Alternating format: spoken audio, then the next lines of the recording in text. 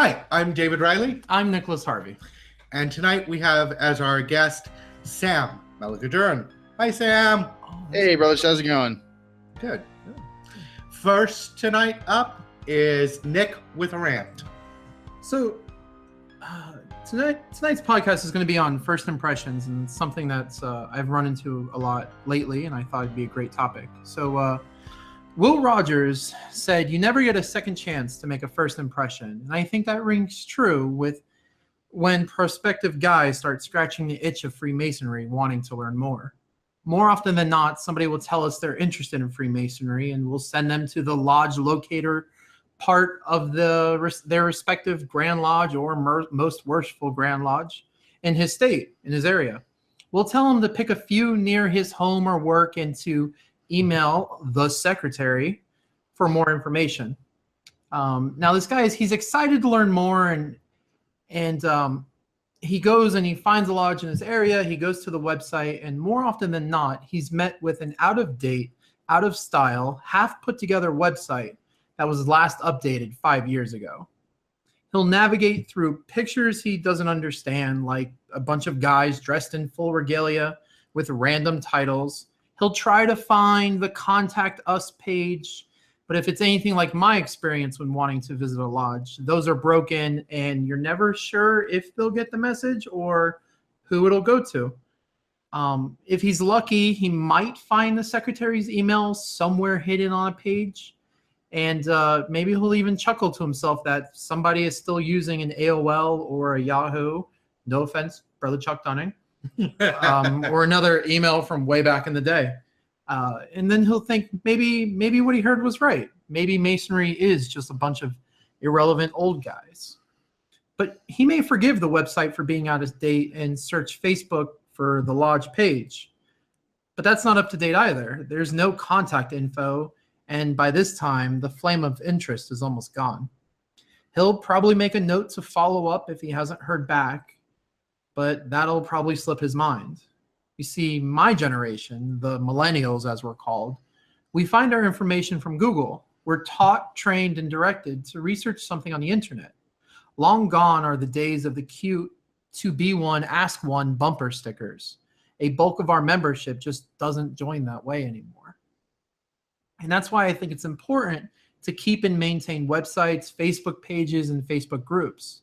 There's new innovations and evolutions in technology that make it easier for us to keep these up to date. It's not a hard task, and you don't need a master's in computer science in order to do it. You just need to find somebody to do it. And there's also tools to streamline the work of the secretary.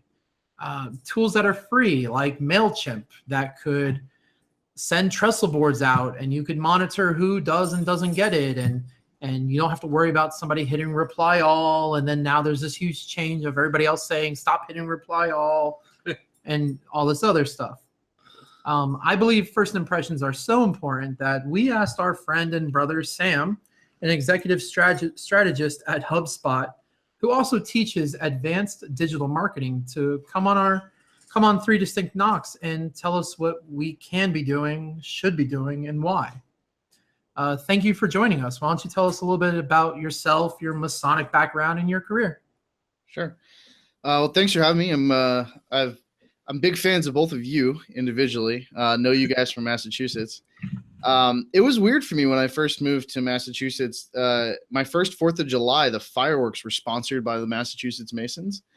And in Florida, we don't do a lot of advertising, or we actually had like a prohibition against advertising. And we were very much like, if you don't tear it down, they will come sort of mentality. I actually ended up coming into Masonry because I was selling health insurance out of a cigar lounge. Here in Tampa. So, and yes, the irony is not lost on me, but it was cheaper to like buy a couple of cigars and coffee all day than it was to rent my own office space. And nobody uses the VIP lounge of most cigar lounges during the day. And then it happened to be right across the street from a local Masonic lodge here in Florida. And I started talking to a brother who was the guy who would come out and do all the customer events. He would cook the eggs and everything else when we were having customer events at the cigar lounge. And so, and also the owner of the cigar lounge happened to be a Mason as well. And so like I started talking to them about it. And you're right. It's like it's a decision-making process that I don't think we've thought about very deeply, in terms of like how we can help people make decisions. And that is really the crux of most of my research. So I work mostly with either e-commerce companies or sort of mid-cap B2B business-to-business corporations. And their problem is similar, which is that they've got people out there who maybe have heard of their company or have never heard of their company, never thought of it. And it's how do they attract their attention and help them make a good decision. My favorite story on this, and then I'll let you guys ask whatever actual questions I'm sure you've prepared in depth. But Jeff Bezos is a founder at Amazon. And when he was first launching Amazon, he was first putting negative reviews or reviews on the website, and he allowed negative reviews. And his investors said, hey, listen, Jeff, like we know you think this internet thing is going to be big and all, but obviously you don't know how to run a business. You make money when you sell things. Why would you put negative reviews on the website? And to which Bezos replied, and by the way, Amazon makes $300,000 a minute, every minute of every day. So we'll lend that a little bit of credibility. Bezos replied, we don't make money when we sell things. We make money when we help people make a decision. And to this day, that's what the Amazon experience is oriented around, whether it's their social media, whether it's their search engine optimization on their website or the website itself or the email, is about how do we understand what decision somebody's trying to make, what process they're going to go through to make that decision, and then how can we help guide them through making that decision more quickly. I think that's an interesting idea that, like, you know, when we think of marketing as someone who's not involved in marketing, I've done fundraising for nonprofits. That's marketing to some degree. But when we think of marketing, we usually think of it in terms of static advertising. Or even if we're a little bit more sophisticated, we think of it as, you know, putting something up on Facebook for people to read. I like that you're thinking of it in terms of helping people make a decision, because I think that's a much more appropriate way to think about it for lodges who are seeking to reach out to prospective members. We're not looking to, it's not that we're looking to advertise the fraternity, we're just looking to help guys make the appropriate decision for themselves in regard to joining the fraternity. And that's a distinction that I think gets lost. Advertising, the fraternity has always done. 1720-ish, I think, there was a huge parade through downtown London of Masons. What do you think a huge parade of Masons in public is if not advertising? They didn't parade in private, they paraded in public. We used to do all these big public parades. That was advertising. That's not how the world works today. The world works today for the millennial generation. You know, they don't leave their house. As we're in my house. Right. Yeah. I had to come to Nick's house because he wouldn't leave it again. So you have to reach them where they are, and where they are is the internet. So if all a guy knows about Freemasonry is that his father was a Mason, and he types Freemasonry into Google, he's going to get all that stuff from all the conspiracy sites. I had to think really hard to come up with a word. Did you notice? He had to come up. He's going to get all the conspiracy sites. He's going to get some Grand Lodge sites. He's going to get some. What in an ideal world would you want to have that guy see when he types in Freemasonry into Google? What would be the top response if we wanted to do it right? Yeah. So I think the interesting distinction you're making there between advertising and decision making, what we're doing right now, if I were to ask you, if I weren't a Mason and we were going to have a one-to-one conversation about it, that's the experience you want to scale with both sales and marketing, right? The ultimate in sales and marketing is still a human-to-human conversation and interaction. Everything else is just layers of abstraction that are not quite as good. So when you think of a website is sort of this unoptimized brochure that sort of replaces a human conversation, because you can click around and go to the navigation and go to different parts, and that's sort of you trying to self-guide your way through a conversation. Search engines are still just us trying to get better at the conversation. So instead of you going to my homepage and then clicking a bunch of links to try and find what you were looking for, search engines match a question. So you type a question into Google, or I don't know, like 10 people use Bing. You type a question into those, and then it tries to match you with the answer. So almost as if you were talking to a real human being. So when you think of your marketing from that perspective, and we think of the conversations that we want to have with brothers, I think that you're right, and that changes things. I will say, so I just Googled Freemasonry, and what I came up with was the Wikipedia page. You're unlikely to beat that. That's fine, as long as we keep the Wikipedia page relatively clean. A CBS News article on Inside the Secret World of Freemasons, and then Hillsborough25.org. So Hillsborough Masonic Lodge is probably one of the better examples that I've seen of lodges doing a decent marketing. They've got a good Facebook page. They actually create events. They invite people to it. It sends out reminders, etc. The reason Google's showing me that result is because of where I am. Something a lot of people don't realize is that the Google search results are customized to each individual user. So based on where they are, based on what they've searched on in the past, based on the way they phrase the questions, etc., it's going to try and deliver a custom set of results. You want to think about, so when we think about SEO, search engine optimization, which is the process of being found on search engines, the first thing you want to think about is what questions are people asking, and then be the best piece of content on the internet that answers that question. Right. So a simple example is what are Masonic lodges near me? You can have an up-to-date Google Maps page, and that will answer that question. Or when does the Masonic Lodge in Hillsborough County, Tampa meet? Right, that's a question somebody might type into Google, especially now that we're switching to more voice interface. Right? Have you ever talked to your phone, David O'Reilly? Yeah.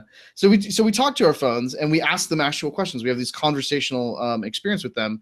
You want to try and build a website that is designed to answer questions as people come in. That's also what's going to help you be found. The best place to hide a dead body is on page 2 of Google. This is why like terrible marketers are the world's best murderers, because they can always hide the dead body there. That's what happened to William Morgan. Yeah, exactly. William Morgan's lodge was terrible at SEO, and so they hid his dead body there. So the mechanics of this, the basic bits that you have to do is you have to have a website that tells people who you are, that answers some of those basic foundational questions, but also has a user interface that makes it easy to get to that conversation, right? It might be having the phone number, having the email address, having a chat, right? Having a messenger chat bot so that people can talk to you, having a number that you can text message back and forth with, working in the medium that people are comfortable with. I do want to push back on the idea that this is just millennials. I like to use this example when people say their audience isn't on Facebook.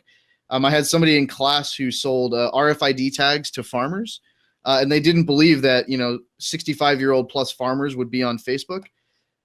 There are 30,000. So I ran an ads analysis. There's something like 30,000 people who are interested in farming technology over the age of 65 living in the United States that use Facebook.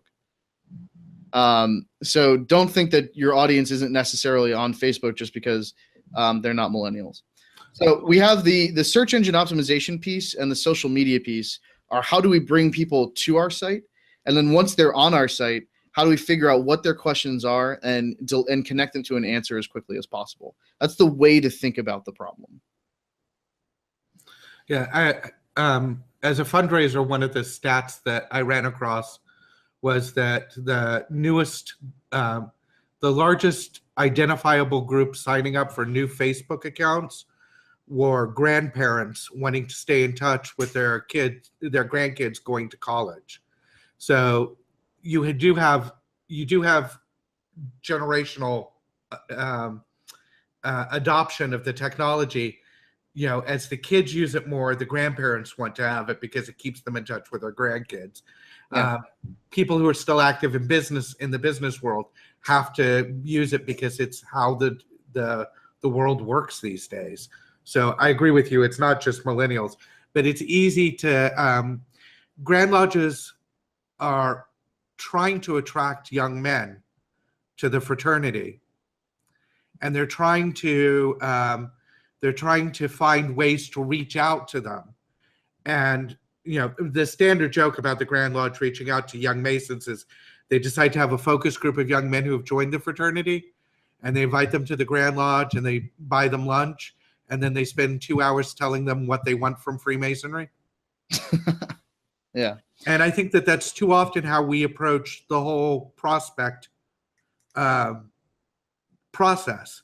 We spend a lot of time telling them what they want instead of listening and trying to find out how, what it was that they came for in the first place. I always ask candidates, I mean, it's such a simple business question. Every business wants to know how you found them, right? But how many lodges actually ask the candidate, how did you first hear about Freemasonry, and how did you hear about this lodge in particular? So this is not a problem unique to Freemasonry. I have repeatedly threatened to tattoo "We are not the user" on the inside of my team's eyelids.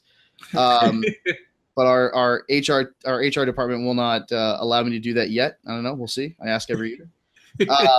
But that is always the temptation: is how do we build? Is we build the experience for ourselves. It's the same thing in writing. It's the same thing in a lot of creative work. We think of ourselves as the primary audience instead of thinking of the persona as the primary audience. It's one of the reasons people have a really hard time building a habit of writing on the internet. Is they want to write stuff that impresses themselves and their friends and family. Your friends and family are going to read your crap anyways, just because for some reason they like you. What you need to figure out is like, what is it that the audience is actually going to find interesting? And just because it's very obvious to you does not mean that it's like not mind-blowingly new and innovative to them, right? I can't tell you how tired I am of using phrases like blogging is like jogging. It has to be done consistently and it sucks, but it's the only real way to get healthy. But that's something that we still have to communicate to people. So that's one of the interesting points that you make is putting yourself in someone else's shoes and using that empathy-based approach to helping somebody make a decision. When Google first invested in HubSpot, that was something that they really, really enforced to us, was the importance of actually physically watching your users. We'll fly out to people's offices and try and understand their day, and try and understand like what are the challenges that they face and what are they going through, and how can we better serve it. And by the way, just asking them, so telling them what they want, bad idea. Asking them what they want, also not a super great idea. Henry Ford has the most famous quote on this, which is that if I'd asked my customers what they wanted, they would have said a faster horse, right? We don't spend enough time connecting the people who are thinking about why do people join Freemasonry, and why do they stay active in Freemasonry, and then how can we communicate that value proposition on the in the experience where we're helping somebody make a decision, right? Because it's not like, okay, some of it is, yes, like, okay, we take good men and we make them better. That's a campaign slogan. That's not a value proposition. But is that, why does somebody want, what does that mean to somebody who's hearing it, right? Like, do they actually want to get better? Is that the piece that's really going to get them in and then get them to stick around? The lodges that I go to, yes, a lot of it is for self-improvement, but again, we're a fraternity, right? A lot of it's also just the camaraderie of it. Like, I joined the lodge originally, I'm not going to lie, because it was cool, right? Like, that's like this weird, like, cool thing. I'm like, oh my God, I'm a Freemason. That's so weird. And my friends all thought it was weird and it was cool. It was like sort of this act. And everybody's going to have those different sort of catalysts, right? Some people are going to have it as, family tradition is very important to them. They're going to do it because of their family. Some people are going to do it because they read a Dan Brown novel, and want to see, like, if you get high enough, do they like tell you the secret, like the real secrets? The answer is no for those listening to our podcast. Right. It's or at no. least none of us have gotten there yet, what the real secret is. Yeah. So, and that's the piece that's missing. And I get really frustrated when, whether it's a CEO at a corporation or somebody at a lodge, when they say things like, that's not the way we do it here, or we're not going to invest in this. What you're lacking there is the empathy to understand that it's not about you. It's about them. It's about the person that you're trying to have that conversation with and making that as comfortable for them as possible, right? Like if I was, I'm just going to use the example of a recovering alcoholic. Would you feel like you're being a good person if you insist on us meeting at a bar? Obviously not, right? Like that's that's making the situation uncomfortable for me, and that's not going to be conducive to helping me make a decision. And it's the same thing when we're thinking about how we're communicating to, whether it's a potential prospect that you're trying to sell a product or service to, or somebody that you're trying to help them make a decision about joining Freemasonry, is making the process as comfortable for them and as seamless for them as possible. I've been shocked. So I'm going to Guthrie this weekend, by the way. Excellent. And they got me through Facebook. Like that was the way they got me. Because I've been meaning to do it for years and years and years. But they have a relatively active Facebook page where they create events and they invite people to the events. And then Rick Moody, who's been doing it, like messages me through Facebook, and then had a Facebook live chat with me while I was in my van while I was driving. And my wife, when we hopped off the phone from our video call in Facebook Messenger, my wife's like, "That was a Mason? Like they know how to do that? That doesn't make any sense. They still insist on cashed checks." And haven't caught up with the modern world of PayPal and stuff like that. So that's how I encourage people to think of it. Is think of it as an act of empathy. Think of it as a service. Marketing as a service is a phrase that I like to teach. We are supposed to be creating value in people's lives, not irritating them. But our reflex is marketing is irritation. Which, if you are a marketer at a company, that means that, okay, cool, how can I irritate more people more efficiently? Or if you don't think marketing is part of your growth mix, your reflex then is, well, I don't want to irritate people, so I'm not going to do any marketing. And that obviously doesn't make any sense either. Yeah. As a fundraiser, I used to say, unless someone is complaining, I'm not contacting my donors often enough. You want to be right at that sweet point between annoying and ever present. So, there's different. So with donors, again, like the job to be done, the product you're selling is like making people feel good about themselves. With donations, it might be a little bit different. With modern digital marketing, though, like your marketing should be value added. It kills me. So we do a survey every year that asks a simple question: who do you trust? And at the top, you have like teachers and firefighters, and then further down, you have like baristas and professional sports athletes. And then further down, you have politicians and lobbyists. And below them, you have sales and marketing professionals. And the last time we conducted this survey was in 2016, and we lost to those people.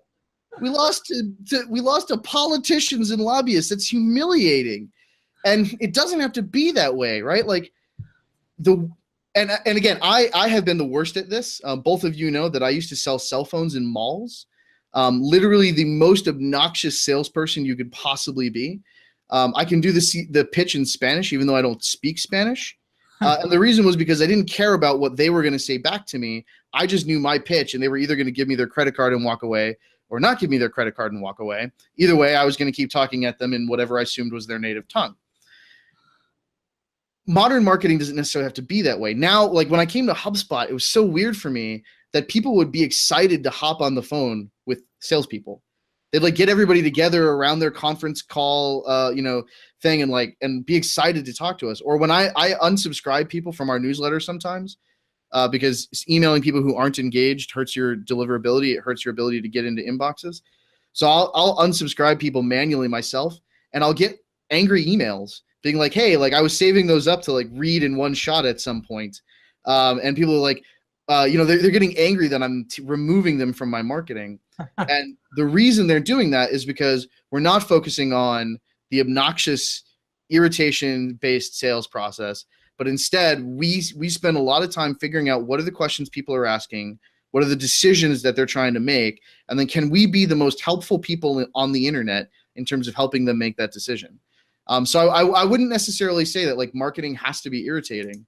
In fact, when you're working with something that's like joining a fraternity where it's all about me, right? Like in Freemasonry, we almost later on we talk about giving back and what you can do for the community and stuff like that.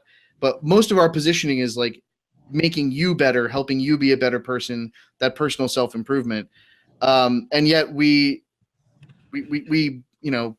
obnoxiously irritate people into submission, or the other side, which is that sort of benign neglect, right? Like we assume that if they want it badly enough, they'll come to us, right? That is something that I hate to tell people is absolutely not true, whether you're a startup, right? So really smart engineers often make really crappy startup entrepreneurs, because they assume that if they just build something really, really awesome, that the world is going to beat their way towards their door and go buy their product. That's not true. Like I've seen lots of really, really awesome products die simply because they're not good at explaining what they do to people, explaining the value that they have, and getting David Riley's hand off of Nick's chair for some reason, whatever is going on there. So yeah, so that's my mini rant on this, which is that like you don't have to be irritating. It shouldn't be irritating. If you're doing a good job, marketing should be part of the experience of the product, right? It's the initial touch that they have that brings them in, helps them get a little bit of adoption in terms of maybe it's following you on Facebook, maybe it's subscribing to an email newsletter, maybe it's just communicating back and forth with somebody who's at the lodge, and then guiding them down that path towards making a decision that's in the medium that they want and the timing that they want. And then like I feel like marketers in 2017 should be able to beat politicians and lobbyists. Especially the 2016 politicians and lobbyists. Yeah, that really broke my heart. We were in this is the weird thing. Like in 2015, we were above politicians and lobbyists within the margin of error. And then in 2016, at least in the North American survey, we lost to them. In the global survey, apparently there were really crappy politicians overseas, even worse than ours, if you can believe it. And marketers and salespeople have a 1% edge over the politicians and lobbyists in like the Middle East. I think a part of that is that so many people have been exposed to really dysfunctional, unhelpful marketing speak. Right. And I think that may be part of what's driving it is all those self-help marketing books at Barnes & Noble are not necessarily very helpful. Yeah, you can find mine on Amazon. Yeah. You have a book? He has a great book. Yeah. Ironically, it's called How to Sell Better Than Amazon, but thanks to the publisher, it's available on Amazon. Wait, I've actually heard of that book before. Wait, seriously? Yeah. You know, I have a page. You know, I usually charge for these appearances, right, Nick? Like just Bill Amicable. You know, they got like a ton of money through some gaming thing they're doing. You know, I got a Facebook page I'm not going to name, but I would love to put your book on there.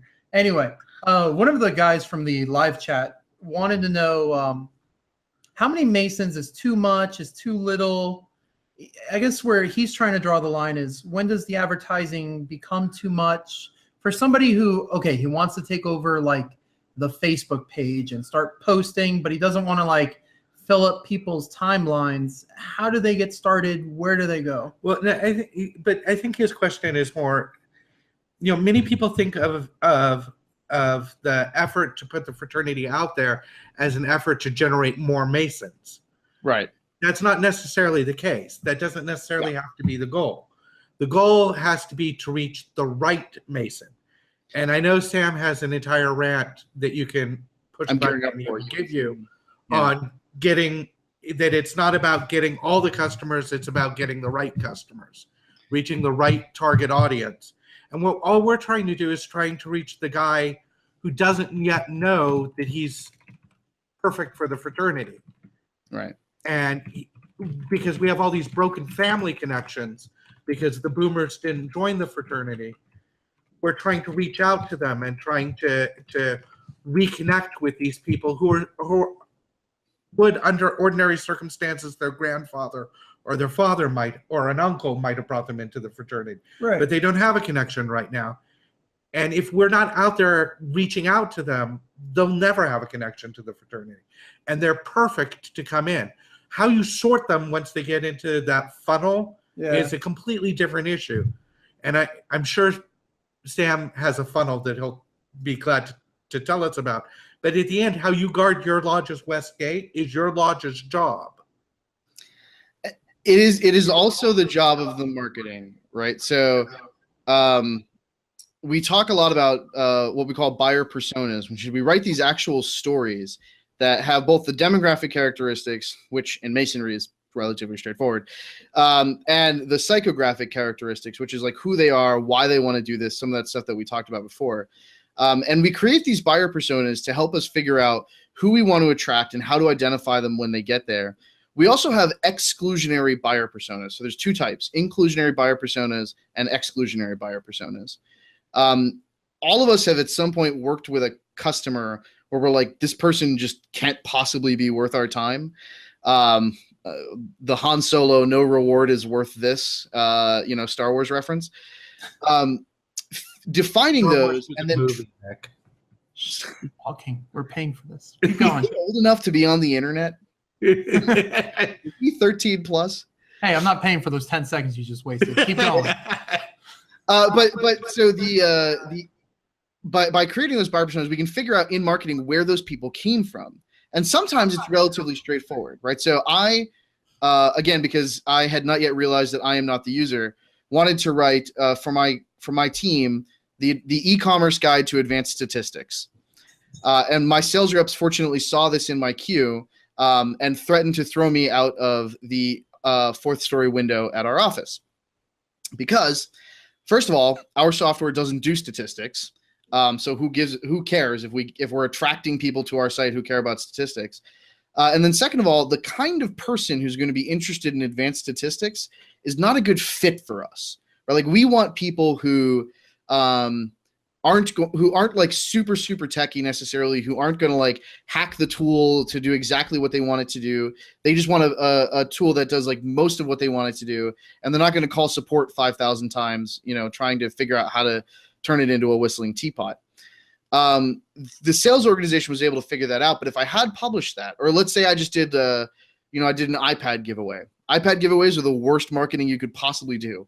No one in the world should be doing iPad giveaways. The only people who are plausibly doing iPad giveaways are Apple, because they're going to bring in people who are interested in iPads. The problem with that is Apple sells the iPad, so they shouldn't be doing it either. Figuring out where the good leads and the bad leads are coming from helps us determine what kind of marketing we should and should not be doing. Just because you can sell to somebody, just because you can close them, does not necessarily mean they're a good customer. I told you guys when I was selling in the malls, T-Mobile actually eventually acquired our retailer unit just to shut it down. Because we were good at acquiring customers. My team never missed quota, but the customers that we brought would almost always cancel within like 6 weeks, not like well within what the contract term was for T-Mobile, because we were just taking any garbage that we could get. So it was garbage in, garbage out. So when somebody's asking like how many brothers are we shooting for, I would say as many as we can bring in who are the right fit with the right expectations. You can bring somebody in who's a good fit with improperly set expectations. They're still going to not be a good member. Or you can bring somebody in who's a bad fit with the right expectations, and they may not be a good member long-term either. You're right, David. I do have charts on this. I can prove to you with math that this is true. But the basic concept here is that if you're really good at keeping customers, you can spend more money to get customers, right? So if you're really good at keeping members in Lodge, you can spend more money to get members in Lodge. Starbucks being the best example. The average Starbucks customer is worth more than $14,000 in total lifetime value. So if you're Starbucks, the reason you have good Wi-Fi and good comfy chairs and all that other crap, and the reason why there are 95 Starbuckses within the 5 like block radius that I was counting in the city of Manhattan, is because they know that we can spend a lot more money to get customers because we're good at keeping them. We're good at keeping them around and having that $14,000 customer lifetime value. So the live chat questioner is exactly on point which is that if you're just focused on just getting more people into the system, you'll actually break the system.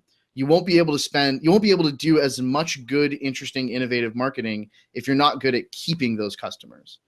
That honestly is our secret. It's not that interesting. Like, the reason HubSpot can have me flying around the country and all the interesting marketing that we do is because our services and our software team are really good at keeping the customers around.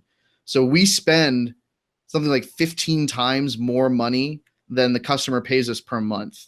So we don't actually break even until the customer has been around with us for 15 months. We're just really good at keeping them around.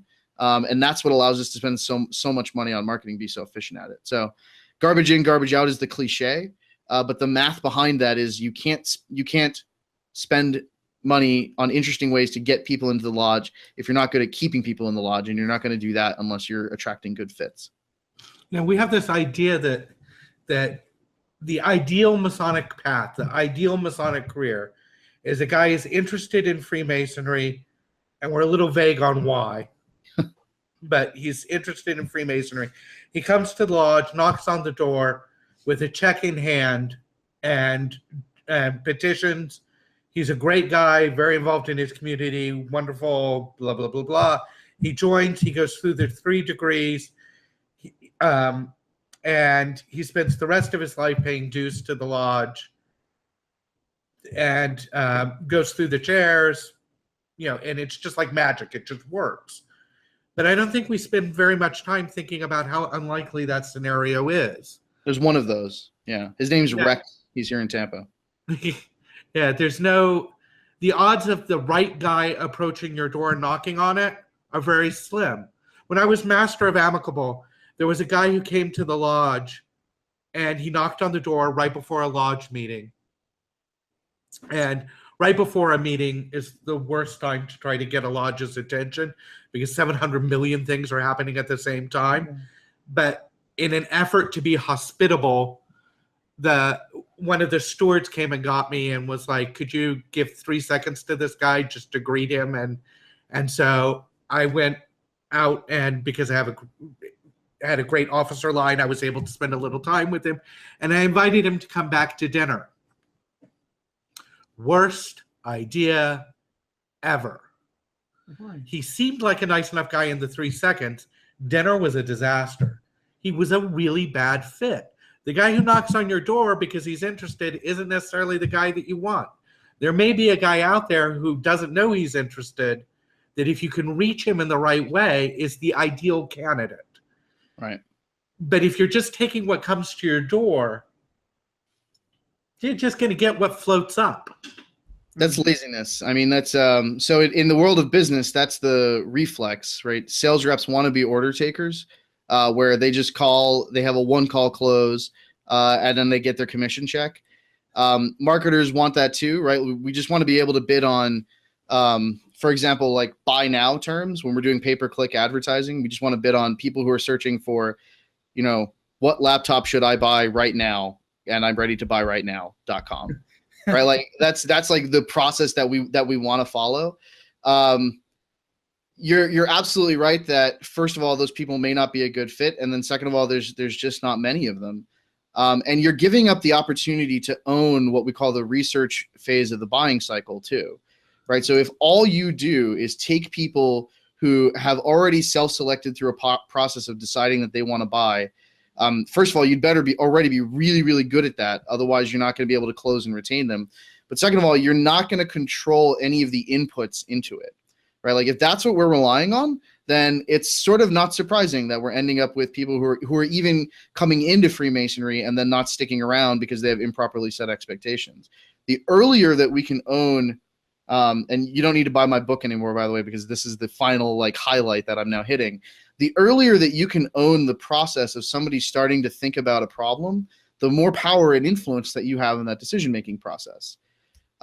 This is not a directly translatable example, but at HubSpot, for example, we don't heavily discount the software very often. We do sometimes. Everybody has to when you're having a negotiation.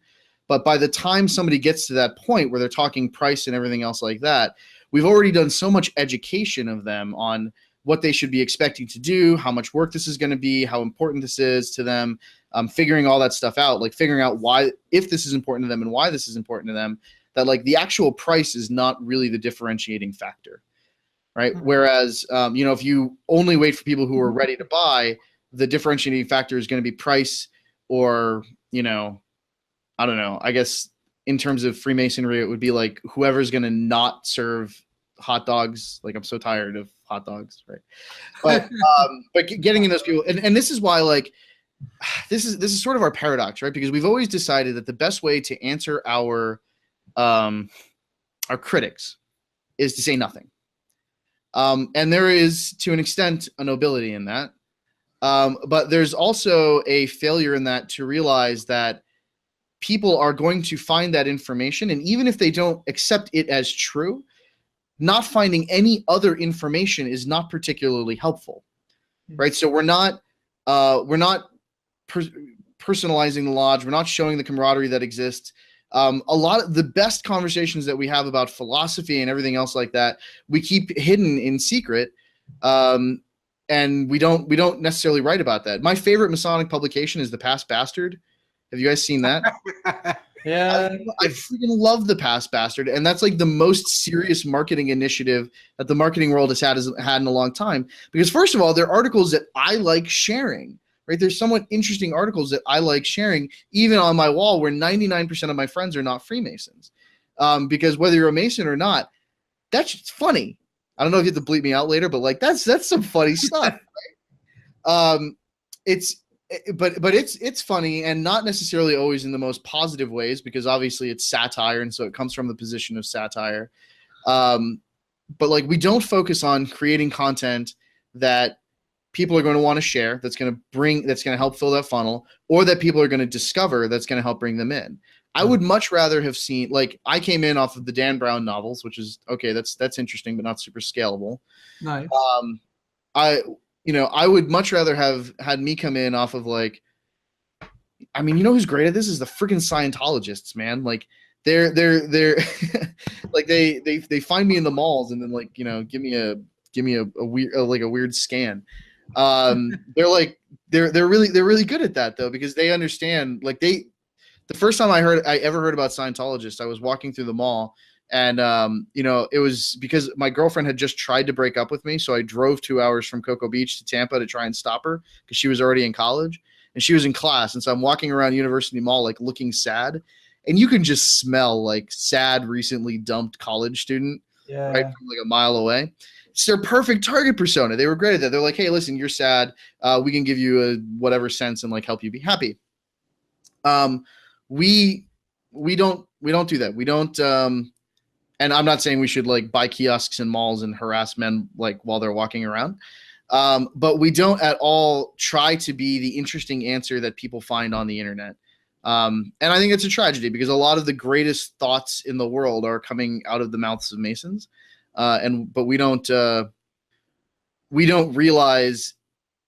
There's a great article written by a woman at my work called where she talked about how she finally realized that her not sharing the ideas that she had with the world was fundamentally an act of selfishness.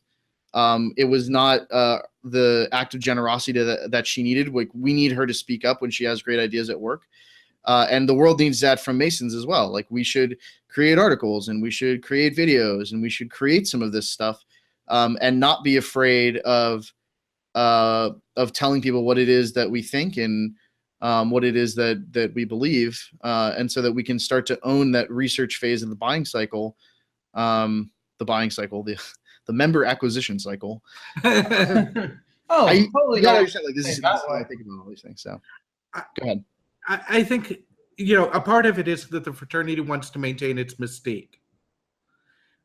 I think the false concern there is that by being too open, by being too transparent, we will ruin the mystique. But we can choose what we're completely open about.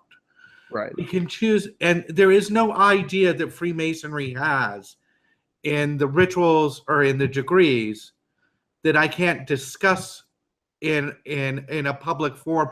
Frankly, that I haven't discussed in a public forum. Weirdly, I'm becoming like a fairly prolific Masonic writer. I don't know how that happened, but it's it's yeah. How did that happen? But Somebody shared your article. I don't know. yeah, 400 times. Ernie, if you're listening.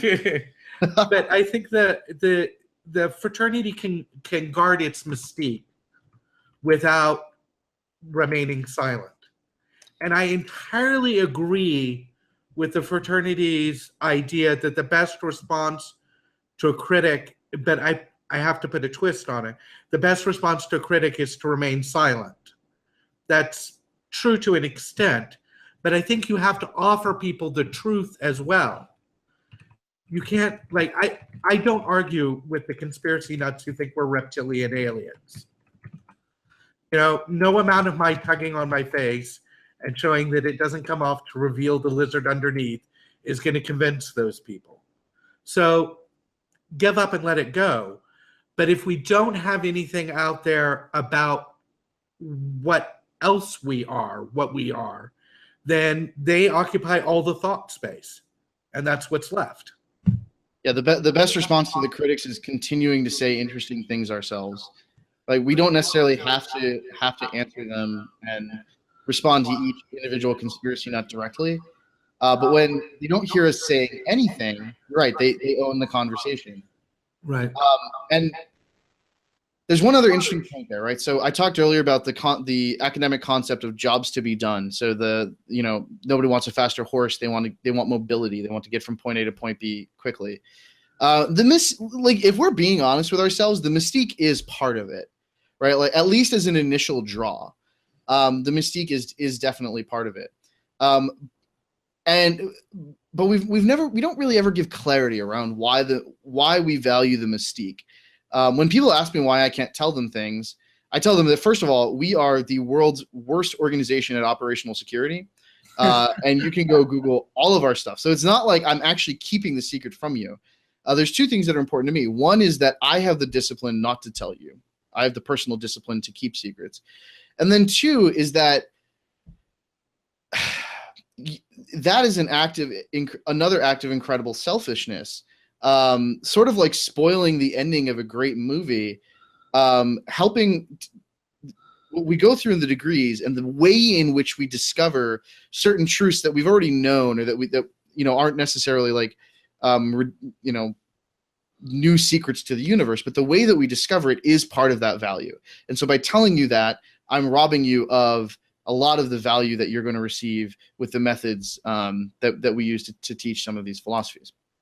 So, we need to think about, like, why we have that mystique and what role does it serve, and in what ways can we protect that, right? And then outside of that, there's a ton of stuff that we can be doing. There's a ton of content that we can create that can be found in search engines. We can be we do all these really interesting things in the community, but then we don't leverage that. We don't get together. There's also some social aspects that we've lost. I told you guys about that hailing sign app that I want to launch, right, to help Masons travel around the country and travel around the world a little bit more easily. We've lost some of those socialization bits. I only talk to the same six Masons all day, every day. And because of that, we don't have that sort of vibrant interconnectivity of community that creates a lot of the recruiting power that we could have. You talked about how Masonry skipped a generation. That was a really important recruiting tool 100 years ago. Society is not the same now as it was back then, right? I don't need my father to tell me what it is I should be interested in. I'm actually a lot more interested to see the people that I have non-biologically self-selected to hang out with. So you, David Riley, Nick, I don't know how we ended up connected. But you guys, learning from you guys and hearing what you have to say, I think that's a more interesting way to approach it. So I know some people who are listening to this probably are going to get a little frustrated at the lack of specifics. Like, you may want me to say, go do this, then do this, then do this, then do this, then boom, nirvana. And there are websites that will teach you how to do some of this stuff specifically.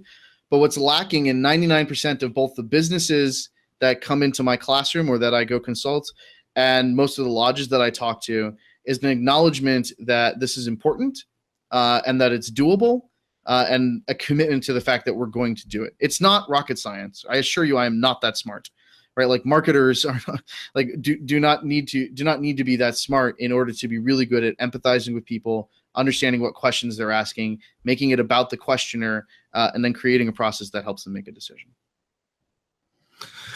And I think that's a really good place to stop, because I don't think we can afford your fee anymore. Man, I'm so like I'm just running through right now trying to find out what lifetime fee. Oh, can I do lifetime fees at Cambridge Royal Arch, by the way? Because I keep forgetting to pay I live in a van, by the way, so like I keep forgetting to pay all my like annual fees because mail never finds me. You can pay the state body, but not the local body for life. But we can figure that out. Do you Or want set to up auto pay, or let me pay my Facebook Messenger, right? Like Facebook Messenger is the best. You can pay by PayPal. Oh, cool. I'll do that then. Do you want to tell our listeners why you live in a van before they're like, wait, this guy sounds super successful. Why doesn't he have a house? Yeah, so I do have a house, but it's rented out to people. I travel so much speaking and teaching that I was gone for like 3 weeks of every month, and my wife decided to just come with me. So calling it a van is a little bit of a misnomer. It's a custom upfitted Mercedes-Benz Sprinter van. I have a queen-size bed. I have a 49-inch 4K Ultra TV. I've got my own workstation built inside. I have my own cigar, humidor and everything built into it, my own Scotch collection. So again, a little bit of a misnomer saying I live in a van. But yeah, we drove all the way up above the Arctic Circle in Alaska and back. We've been shooting a documentary, as well as hitting all my classes that I teach and events that I speak at. So I am not homeless. I just am without a home.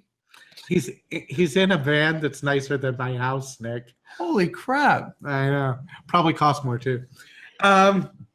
Yeah. So Sam in a van down by the river. That's so funny. No one else has ever made that joke ever. That's exactly the response I was looking for.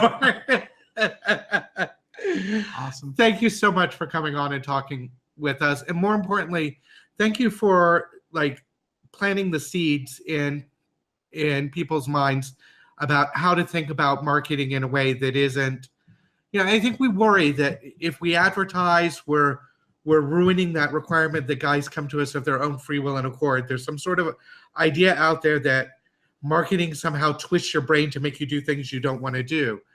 But I think your approach of saying that what you want to do is help with the decision process, even if that decision process includes, and especially in the case of Freemasonry, if that decision process includes the decision that it's not appropriate for you. I have often said that for the men that don't want to be members of Freemasonry, I encourage them not to join. I think thinking of it that way releases us from some of those concerns and gives us a more productive way to think about reaching out to people. Right. So thank you for that. My pleasure. My last bit of advice is, I know that, first of all, I owe you guys like 10 cents or $10 or whatever for the jargon swear jar, because I've used phrases like cohort and regression, I'm pretty sure, like 16 times in this interview so far. The one of the reasons I love the blogging is like jogging phrase is that jogging itself is not particularly hard. It's just hard to commit to. And if you're hearing this and you're thinking that this is not something that I'm able to implement in my lodge, keep in mind that right now you're competing against several centuries of us doing nothing. And don't worry about trying to impress your 0 subscribers, right? Again, like, we're all going to love your content. Everybody can feel free to reach out to me too. I'm more than happy to talk to folks and help guide them through some of these initial stages in terms of like building out some of the marketing. But there's also lodges that are relatively good at it, and you can look to them as role models, and it's totally okay to acknowledge that humility and say, like, I'm going to go. I mean, that's what Masonry is based on, right? Like, I'm going to have some humility and I'm going to go learn from some other people. Yeah, and I think we underestimate the degree to which we have resources within the fraternity who have been climbing the walls trying to get us to do it better, and we just have failed to listen to them. So thank you very much, Sam. I promised Brother Ernesto Fernandez the single most frightening Mason on the planet, because he can get me to do things using some sort of, I don't know, it's some sort of Cuban magic thing he does. to promise to do things. So I promised him that I would take a moment during this podcast to talk about the campaign for the Cambridge, Massachusetts Masonic Building. If you know anything about me as a Mason, you know I'm a member of Amicable Lodge, and that Amicable meets in that building, that I'm a past high priest of Cambridge Royal Arch chapter, which meets in that building. That building has been, even though I've moved to Florida, I still consider that building to be my home. Much like Sam lives in a van, but considers that he's not homeless, I may be in Florida, but I consider myself an Amicable Mason for the rest of my life. The building was built in 1910, and it's in fairly good shape, all things considered. But like a lot of Masonic buildings, it hasn't had the amount of love poured into it over the years that it probably deserves. And there's an effort right now to rectify that at least somewhat. And all they want to raise is $35,000 to redo the third floor apartments, the game room, the social rooms, where we go after lodge to hang out, share a beverage, tell our stories to one another, laugh, and bond as brothers. I have been in those rooms and learned from my brothers. I've been in those rooms when a brother was crying. I've been in those rooms innumerable times when I couldn't hear what was going on because of the sound of laughter. I have been in those rooms and watched brothers play pool and argue about the rules. I have been in those rooms and overheard and sometimes participated in very serious discussions about the things that matter most in life. There is no doubt in my mind that the most important rooms in that building are the lodge rooms, the two lodge rooms. But you need a space where the words of the obligation enter reality, where the ideal becomes the actual, where our promises to one another begin to be fulfilled. And those third floor apartments, those social rooms, in my opinion, are one of the most important places where that happens in that building. So if you are a Cambridge Mason, if you're a member of one of the various bodies that meets in that building, the lodges, the chapter, the council, if that building has meant something to you, if I have been a Masonic teacher for you, if I've given you something in the fraternity, if I've spent time with you as a candidate, if I've offered you time and value for your membership in the fraternity, if you have been touched by what happens in that building, if it's made a difference in your life, if it's made you a better man the way we promise that it will, then what I would ask of you, and I hardly ever ask for a personal favor, but I would ask you as a personal favor to me to consider making as generous a donation to the campaign for the Cambridge Temple as you possibly can.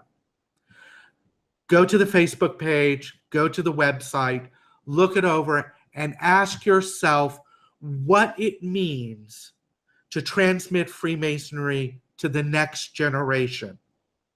What it has meant to you that men have invested in order to ensure that you could have the benefit of the fraternity now.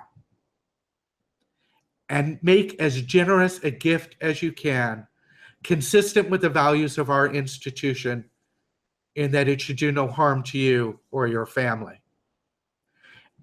I ask you to do that so that we can continue to have those conversations, so that we can continue to hear a brother laugh. We can continue to console a brother when his life isn't as he would have it be, so that we can continue to have those conversations that there doesn't seem to be any space for elsewhere in the world. The conversations about not what's urgent, but what's really important.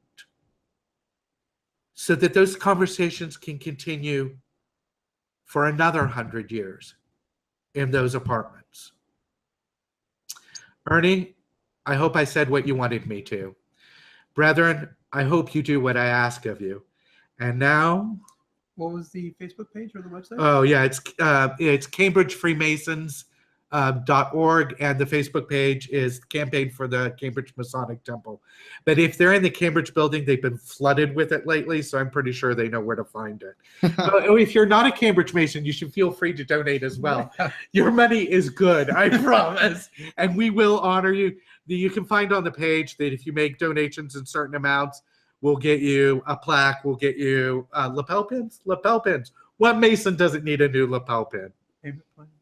PayPal payment plans? Yes, PayPal payment plans are available. Thank you, Nick. Well, PayPal, and they could pay a variety of Yeah. different ways. You can pay, but PayPal will automatically deduct from your account every month if you wanted to. So the fantastic photography on our website is courtesy of Brother Aaron Sherman. Our theme song is composed by Worshipful Christopher Duggan. Our website is maintained, curated, and lovingly tended by Brother Nicholas Harvey. Sam, tell him everything he's doing wrong. We're grateful to all our Patreon sponsors. I'm going to skip naming them because we're running long, but we're grateful to you all nonetheless. To become a Patreon sponsor, visit our website at 3distinctknocks.org, where you will find additional episodes and other content. Essential canine supervision for this episode was provided by, Zach left, so no one. We are without essential canine supervision for this episode. The opinions expressed in this podcast and on our website are those of the individual contributors and do not represent the opinions of any lodge, Grand Lodge, or other Masonic body. I'm David Riley, and I am incredibly thankful for the brothers like Sam that have made this podcast and my Masonic journey so rich, interesting, challenging, and fulfilling. I hope 3 Distinct Knocks has helped you make some daily progress in Freemasonry. Thank you for listening. Nick, shut her down. Thanks, Sam. Thanks for having me, guys. This was a good time. I hope it was helpful to people. Absolutely.